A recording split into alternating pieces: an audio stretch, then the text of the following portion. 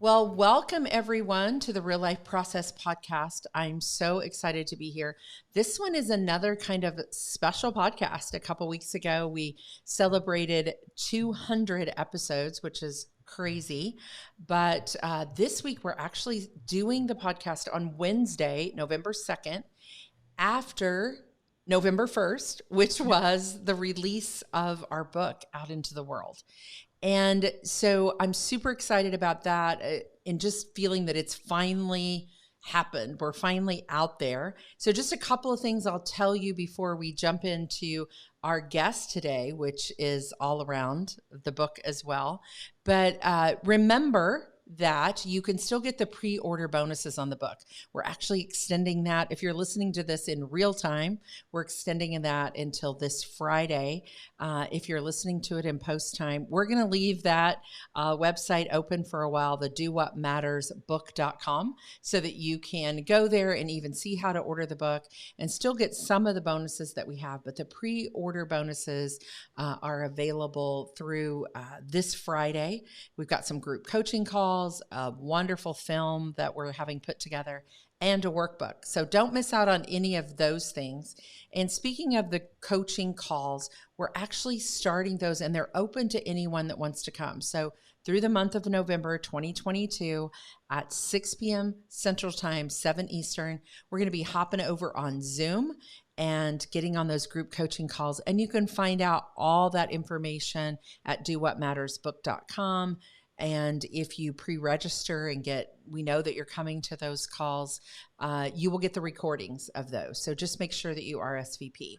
So that gets all the announcements out of the way. And we normally don't start our podcast with all that many announcements, but we just got a lot going on right now. So it's super fun.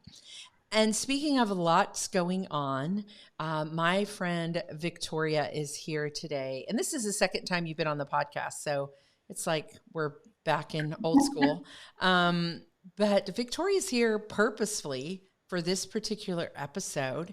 And I've been really open to talk about the fact of in writing the book, I needed to ask for some help. And guess who I asked? It was my friend, Victoria. So Victoria, welcome to the podcast today. Thanks for having me, Teresa. It's a delight. It's so much fun to have you back and kind of in a different spot as we've worked together a lot. But before we dive in, just tell us a little bit about Victoria, because some people have not met you and don't know you like I do. So give us a little bit of who you are, where you live, all the things. Yeah, so I live in Central Virginia, Shenandoah Valley, if you're familiar with Virginia at all, at the base of the Blue Ridge Mountains, which means my husband and I do a lot of hiking, a lot of time outdoors and that sort of thing. My husband and I, Brian, have been married for 26 years now. We have 4 young adult daughters. It's hard to believe. We're empty nesters, or as you like to say, Teresa, open nesters, right? Yes, open nest. All the things. 2 of them are married, and so that happened last year.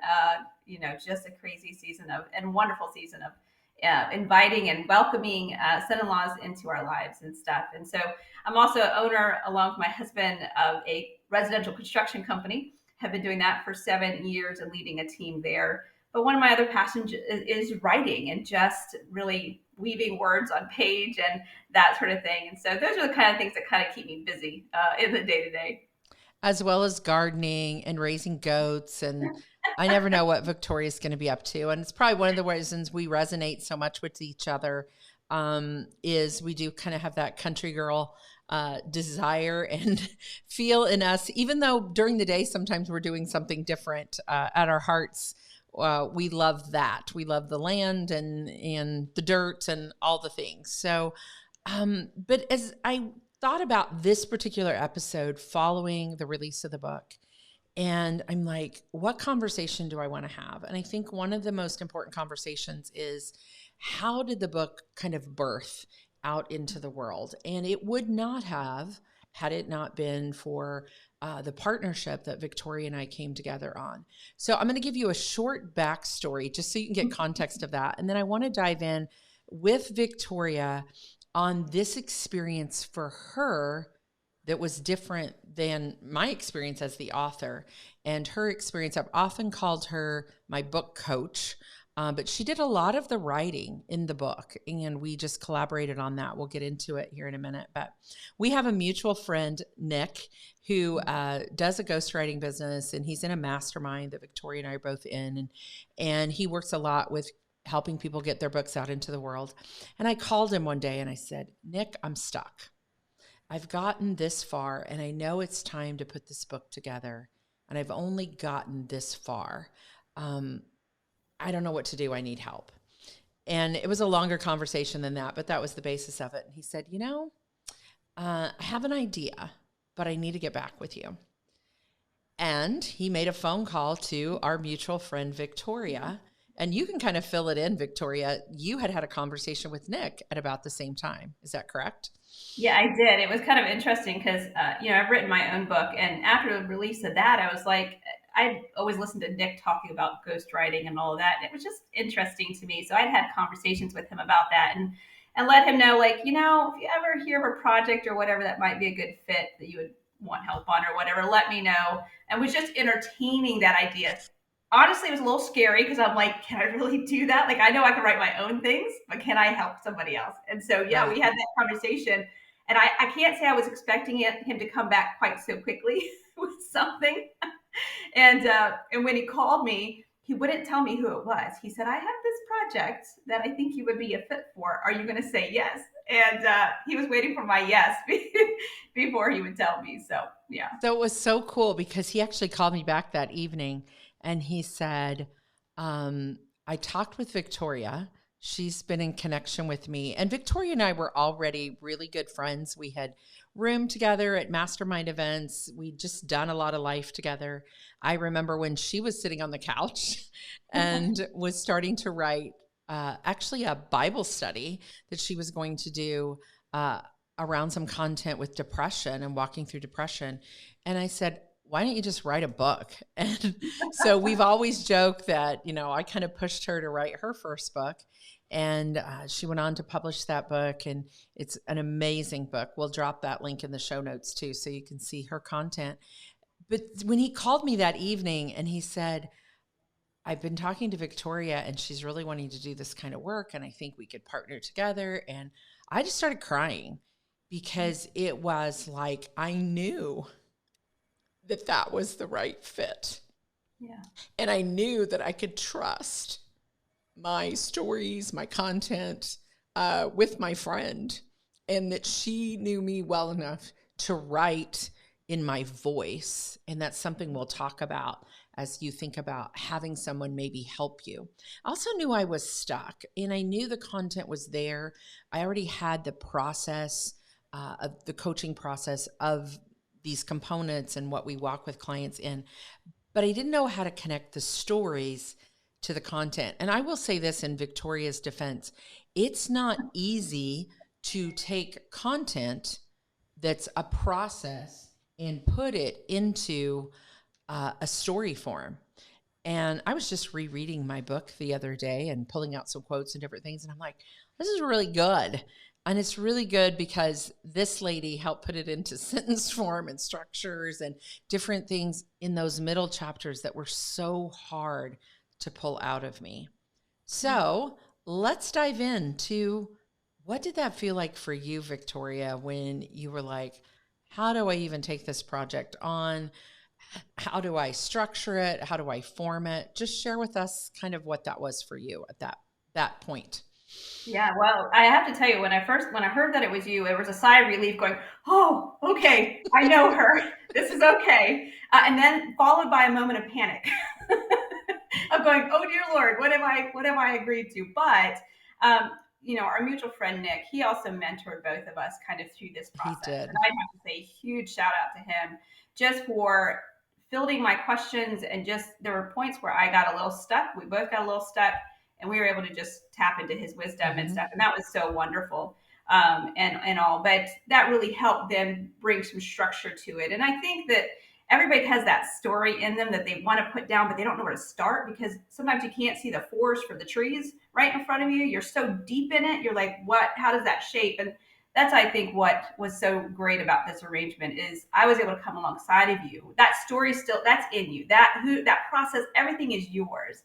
I just helped to articulate it on paper to help take and step it back and just bring that process together. And it takes a lot of hard work, Yep. right? We had how many Voxer calls and Yes, we did. And you heard Victoria say in her story, just telling you a little bit about herself, that she had 2 weddings last year and I had 1. So in the middle of the birth of this story, we were birthing our daughters out into the world with new son-in-laws and all kinds of things. And so there were points in the process where we just had to say, hey, we got to give this 3 weeks or we got to give this 4 weeks. But we really kind of were in a trial and error situation and it turned out beautifully. But, I was like, okay, here's all the content. Here's what I have. Here's videos I have. Here's things that I have.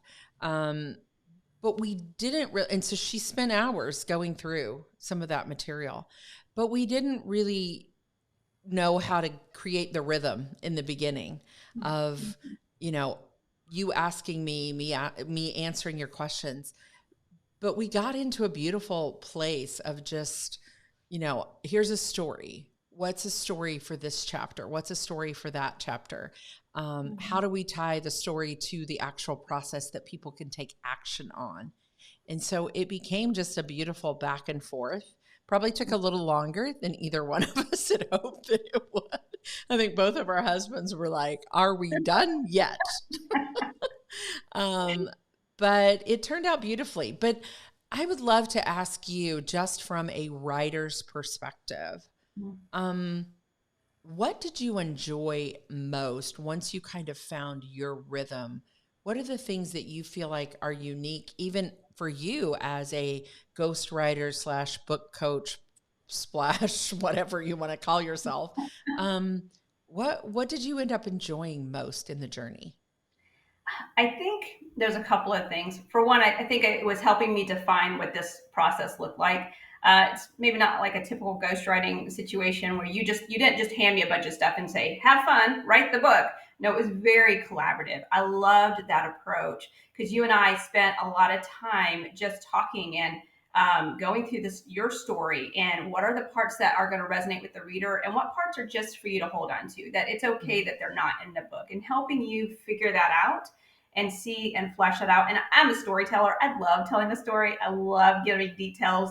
So there was always fun things I discovered about you as a person too, and stuff. But I can tell you that it's a sacred process. I found it It to be a very is. sacred process to come along somebody with their story. Everybody's story is just sacred, and so it was just a privilege. It's been a privilege to walk with you in that and to see what it's become. When you're in the middle of it and you're like, and then when we had that first event at your space where you kind of brought all your communities together and stuff, I was just blown away. I'm like, oh my goodness, this is what we just worked on. That's the fun part, is like once Yes. it's like all there, you're like, oh, we did this. So I think it's been kind of as neat a process for you to see the book launched into the world, and your first one that you've collaborated on. And I love that word, collaboration. And so, if you've considered writing a book and you're like, gosh, this feels like so much to hold, that I think for me was the beautiful part of having you on the journey with me, because it is a very sacred space as an author. When you're sharing your story or your life's work or an event that you've been through, as you wrote your book with your battle with depression in that season of your life, like, it does feel very raw and very vulnerable. Yeah. And to have someone that is saying, I got this with you. And you would say that to me all the time of like, we've got this, you're good. This is all I need today. This is all I need this week. And it just felt like, okay, I'm not in this alone. And that's where I would get stuck. I am a person who likes collaboration and likes community. And so to feel like, okay, someone's in this with me, help me keep moving forward. And I think for many authors, that's true. I've heard a lot of people say, I never intended to be an author. And so, but I knew that this was important work in the bigger process of our brand, of my identity, of our certified facilitators having a tool they could resonate with. So there was more reasons than just one thing. So it felt so good to have somebody holding that with me. And I love how you say it was a sacred place Yeah. for that. Well, and So I think it go also ahead. lends to some accountability too, Hmm. accountability on both sides. So I hear from a lot of folks that are in the midst of writing something or want to write something, and yet it sits for how long? For years and years. And there is something great about accountability. It's not a bad thing. It's actually a really good thing. And It so, is. and then also to be able to just, like you said, take those pauses. Sometimes when we're writing our story and we hit those difficult points, it's okay to give our soul some rest, right? Right, Hmm. instead of rushing it through, resting it and letting it rest and fill that story and then fill it out. So yeah, and that's where the collaboration is so good because and if you're just giving it to somebody to write, you don't get that same feel, I think. So tell me more about that because many times we hear the word ghostwriter. Mhm. And so flesh out for us because as people consider what would work well for me if I want to do a book, what's the difference that you think in the approach you ended up taking with me and that you kind of really are leaning into of like, wow, if I could do it this way, I'd love to do it with other people. What's the difference between that ghostwriter feel and maybe more of a collaborative book coach, come alongside feel? Mhm. So I think ghostwriters approach it differently depending on what your style is and if you're a storyteller, or if you're more just doing details around a business or whatever. And so, and again, this has been my only experience, which I've loved. And so, in talking with a few other ghostwriters, they just take the information that the person is needing, they do the research and so forth, and then they get it down in written form. Whether it's because if they're working for someone who's in business, that person is busy with their business. They don't have time to put it down on paper. Maybe they are gifted at writing, but they don't still have time. And so a ghostwriter comes alongside to do that and help save them some time. I think in the process that we did, I think it saved you some time in that you weren't just spinning Absolutely. wheels, but it still took a fair amount of involvement from you for us to have that back and forth relationship of collaboration, and to be able to just really hone that story and figure out what really worked and mattered, which I think I'm really, from talking with you, put you really in even a deeper connection to your own material, to your own. Absolutely. And that's what I would say too. It was risky to say, okay, I'm going to write this in a book because to be honest, the process that I'm writing about, this coaching process, this life approach, modern day rule of life, how can you live life differently? Um, I'm a verbal person. So I've talked about it on the podcast since 2019. I've Mhm. leaned in, I've coached with people, but to actually put it in ink, right? And say, okay, if someone reads this, will it make sense? Right. That's where your skill came in so helps so much because um, that skill of saying this doesn't quite make sense when we write it out like this. Okay, because to talk through something or to coach Mhm. with somebody through something is a very in the moment living breathing space, but for someone to take your work and read it in a book, say, can now I apply this to my life? Mhm. And what will they need? Is there a tool they'll need to apply this? Those were all the questions you were asking, which Mhm. in the end, don't be afraid if you're someone who has that kind of content to put it into the book because that will help you get better clarity, Mhm. especially if you have someone come alongside that's kind of going, you know, I get this, but I don't. Let's clarify this a little more. Let's switch up this language.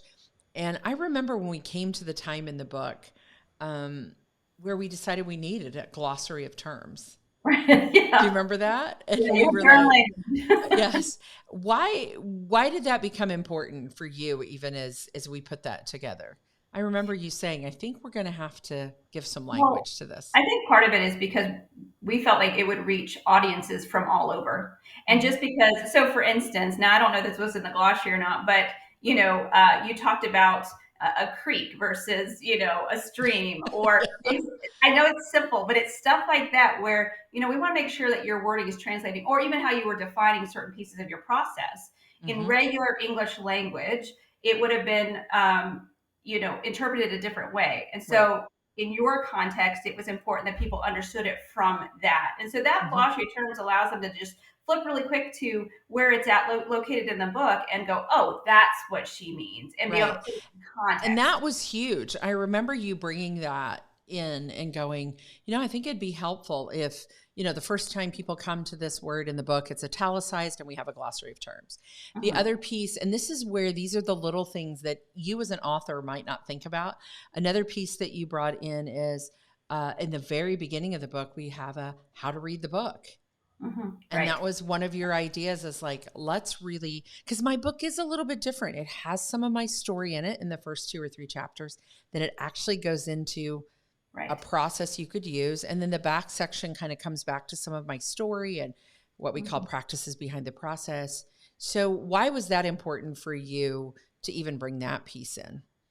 Yeah, well, part of it is, well, it's not a memoir. It's not just your story. It's you're applying your story to the work that you're doing and handing it to others as well. But it also helps people to know that they don't have to just stick with the standard start at page one and go to page whatever the end is. That they're, if they need help on the second piece, the second step, they can just jump straight to there. So we talked about that. We give people permission to utilize the book how it best fits them, because that's how you wanted it to work. People to come back. Hopefully, it's one of those books that stays on the bookshelf, right? That gets Mm-hmm. underlined and used and whatever. And so people can go back as a reference as well, and not just a great story that they read. Well, and to be honest, that's one of my favorite kind of books. So when Mm-hmm. you brought that up, that to me felt so true because that's the kind of reader I am. Many times I read and I'll read in the story and then I'm like, oh, I want to jump to this part or to this part because that's the application I want to be in. So I remember it also gave me as an author a framework to say, oh, here's the story. And now that's how I even tell my facilitators, what's your story? What's your Right. first 2 or 3 chapters? The process is the same for all of us. The rule of Mm-hmm. life, the modern day rule of life, how we're going to live it out. That's the same for anyone who reads the book. But you kind of get to connect then your story Right. into that. And so that felt really good when you guided us in that direction. And I Mm-hmm. say those 2 things, the glossary, the how are we going to read, because that's the difference that having somebody collaborate with you can Yeah. bring. Right. But I want to pull out this next part because from this experience for you, what's Mm-hmm. happened since doing this and collaborating in this book? Where has it brought you to in your story? So, it's still a developing story. So I don't think I have It all the pieces is. It yet, right? is. But I think it's real. I realize how much I love to come along someone and help them tell their story in this collaborative way. Because what I've sat and told others. Actually, just meeting with a friend not too long ago who was working on her book as well. Is that it's learning. So our stories are full, and there's so many details. There's so many things. We can get bogged down in all that. All of it is important, but not always all important to your reader. And so what I think part of that developing was helping people find that process of identifying what parts of the story were needed for this to help tell just enough of their story to bring that reader in to connect. And so I think that's been part of it for me, is just realizing I have loved coming alongside of you, and I've had conversations since with others that are like, "Well, could you help me do this?" And sometimes what looks different about that is sometimes it is a collaborative ghostwriting approach. Like with you, I did a lot of writing together and that sort of thing. But then others, they may want to do the writing. They may be gifted at writing, but again, they're just stuck. They're stuck in going, "There's so much story. Where do I start?" Often my words are just start writing. Yes. But here, let's start with chapter one and helping them just have a framework, and then just stepping back and as a coach, being there to receive questions and just keep guiding them in that process, but watching them fly, right? Watching them start taking off and seeing that come, to fruition and stuff. And so in this new year, leaning into coaching more people around that and developing that process for them, for aspiring authors that really want to get their story out and do it well, whatever that looks like. Yeah. So it's meant some life change decisions for you of so if this is something that I'm gifted in and you are, Mm-hmm. um, using even some of the tools of our process to go, okay, what belongs, what doesn't, what Mm-hmm. what do I need to change and shift? And so right now, Victoria's actually on a season of sabbatical Yeah. from the company that her and her husband have together, and just stepping back from a leadership role there and just taking some time, season of Mhm. rest. We talk about that in the book, Right. to just say what's next in 2023. And yeah, who does God have for me to work with? Who do I want to work with? What projects sound good and interesting, which I think is another part of this process. Just so happened Victoria and I had some history together already and had done some life together. So it felt really good for both of us. But I think there's a discovery part to finding that right person to collaborate with. Any thoughts that you have about that? Yeah, so I mean, you're right. It's a discovery process, and I am in the middle of sabbatical and figuring that out. Our residential company has been running for 7 years, and my husband is an amazing leader in that, and we've got amazing leaders now in place. When we started, it was just myself and my husband and a few guys, and now we're a much larger team. But realizing with that, it's affording me some ability to now start stepping back and just explore some of these things, and I'm so grateful for that. Sabbatical has been a whole new experience for me of rest, of Sabbath, of extended Sabbath, and what that looks like. But it is discerning what is kind of next. And what I love about that is I know that I won't ever step back fully into that business as far as from a day-to-day operational, that's handled, that's done. I will always continue to stay in contact with our people and some trainings there and stuff, but really exploring, what does it look like to step beside somebody to coach them through telling their story. And I'm excited about what that possibility is. And just honestly, I'll be honest, just holding it before the Lord, saying, what does that look like in this next season? Who would you have me come beside? Because it has to be a fit both directions, right? It has to be a fit for that person and a fit for myself. And because, like I said before, it's sacred work. You don't want to It just assume, is. oh, let's just have that person come along. It's okay to ask the questions and spend some time getting to know one another before jumping into that. And as you've been doing this, one of the things you've done since we kind of finished up our project together is you've started blogging again and I you have. started writing. So tell us a little bit about what you're writing, when you're writing, how people could read some of the things that you're writing. Where can we find all of that? And what are you writing about? Yeah, sure. Well, and it wasn't that I didn't want to write before, right? Life just gets busy, and the things that sometimes we love to do the most get pushed to the back burner. And so, as I was approaching more of a sabbatical season and had a bit more bandwidth and stuff, I started jumping back over on my blog and just writing for the practice of writing, one, and two, to just kind of start keep exercising that creative bent. But really, my heart is at the moment, I'm writing towards women, encouraging them to lead well, whether they're in the marketplace, whether they're business owners like myself, whether they're moms or wives or whatever their role is. We're all leading somebody. And so, how do I encourage them to lead well and really just really enjoying doing that? And so I'm writing once or twice a week over on the blog. I have a newsletter that goes out and just sharing resources that I found helpful as a leader in that space. And just, I'm really enjoying that over on Instagram, just sharing stories. Of course, like you said, I have sheep. So sometimes sheep show up. Yes. Sorry, I think I said goats I earlier. I always need say sheep. goats, actually. Yeah. Oh, you do have goats too? No, I just Oh, have okay. sheep. Goats Sheep. are a Only whole nother sheep, thing. people. Only sheep. So I have a small flock of Katahdin sheep, and they're delightful. Sometimes, honestly, I just go over and I just sit there with them. Yes. Yeah. She does sheep, she does gardening, she runs a construction business, and she writes books and blogs. So there you go, which is what I love. I love the full circleness of your life. And I think that's something you and I have discovered together, that it can all belong and that we can lean into passions that we have and figure out a way for all parts of ourselves to get to show up. And so make sure you check out Victoria's blog. It is beautiful. She writes about all kinds of different things from that leader perspective for women. And, but from a book perspective, if you're interested in, having a conversation, men and women both in the book world and in kind of, that coach, ghostwriter, whatever that looks like for you space. One of the things I love about you personally is that ability of flexibility. Like everything doesn't have to look exactly the same for every project or for every season of our life or every year of our life. And just how you lean in with that and we go with the flow. Like what's next? And let's just hold open hands. So thank you so much, friend, for doing that with me in this project. Like I said, we're launching this thing and it has given me so much clarity in my book, in my business, in my story. And you've been a huge, huge part of that. So my deepest gratitude for the journey that we've got to do together in this place.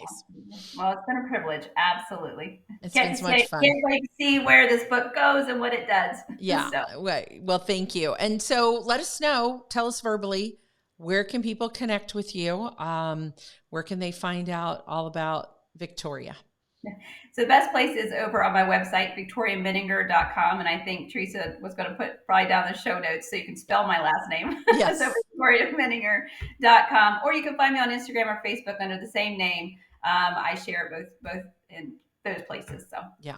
Social media, she has pretty pictures of the sheep, not the goats, of the sheep, and beautiful things there. So make sure you check her out, get to know my dear friend, and who knows what's in store next for either one of us, but we'll just hold it with open space. So thanks for joining me today on this special episode.